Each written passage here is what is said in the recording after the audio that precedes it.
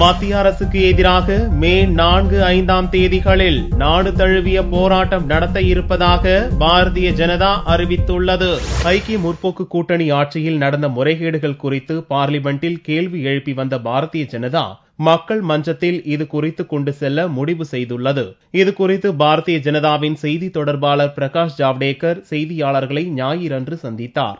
ஐக்கிய முற்போக்கு கூட்டணி ஆட்சியில் நடந்த நிலக்கரி சுரங்க ஊழல், 2G அலைக்கற்றை ஒதுக்கீடு ஊழல், சிபிஐ அறிக்கையில் திருத்தம் செய்த மத்திய சட்ட அமைச்சர் அஸ்வினி குமாரின் ராஜினாமா உள்ளிட்டவற்றை வலியுறுத்தி மே 4, 5 ஆகிய 2 நாட்கள் நாடு தழுவிய போராட்டத்தை பாரதிய ஜனதா நடத்த இருப்பதாக அவர் அறிவித்தார். कांग्रेस सरकार के भ्रष्टाचार और उस पर पर्दा डालने की जो घिनौनी कोशिश हो रही है, इसके खिलाफ जो लड़ाई हमने संसद में शुरू की है, अब वो सड़कों पर भी ले जाएंगे और इसलिए आने वाले 4 और 5 मई को देश के सभी राज्यों के राजधानियों में धरना प्रदर्शन होगा.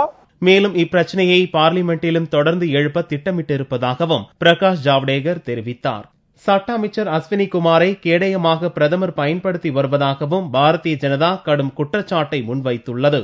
பாரதிய ஜனதாவின் இந்த போராட்ட அறிவிப்புக்கு காங்கிரஸ் கட்சி கடும் கண்டனம் தெரிவித்துள்ளது. நீதிமன்றத்தில் நிலுவையில் உள்ள வழக்குகள் தொடர்பாக பாரதிய ஜனதா கட்சி போராட்டம் அறிவித்துள்ளதாக காங்கிரஸ் கட்சி சாடியுள்ளது.